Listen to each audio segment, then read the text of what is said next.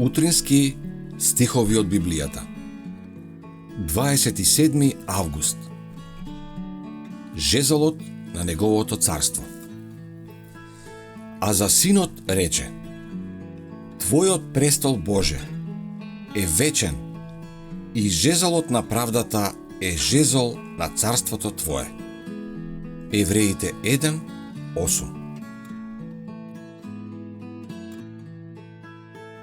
Нека нашата надеж биде непрекинато зајакнувана со сознанието дека Христос е нашата праведност.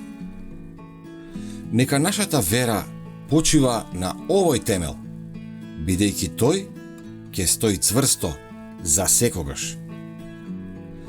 Наместо да размислуваме за сатанскиот мрак и да се плашиме од неговата сила, ние треба да ги отвориме срцата, за да примиме светлина од Христос и да дозволиме таа да блесне кон светот, објавувајќи дека тој е над сите сили на сатаната, дека неговата поддржувачка рака ќе ги крепи сите кои му веруваат. Целата власт е дадена во неговите раце, за да може да им дава богати дарови на луѓето, давајќи им го бесценетиот дар на неговата праведност на безпомошните човечки суштества. Ова е пораката што Бог заповедал да му се објави на светот. Тоа е пораката на третиот ангел, која треба да се објавува со силен глас, која треба да биде проследена со излевање на неговиот дух во голема мера.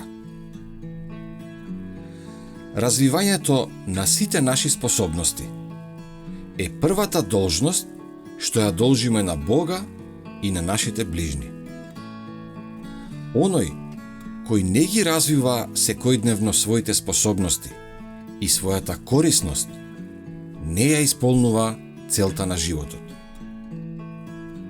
Со тоа што ја изјавуваме нашата вера во Христос, ние се обврзуваме да станеме се што е можно да станеме, како работници за учителот. И треба да ја усовршуваме секоја наша способност до највисок степен на совршенство, за да можеме да направиме најмногу добро за кое сме способни. Оние кои ја бараат праведноста Христова ќе размислуваат за темите на големото спасение.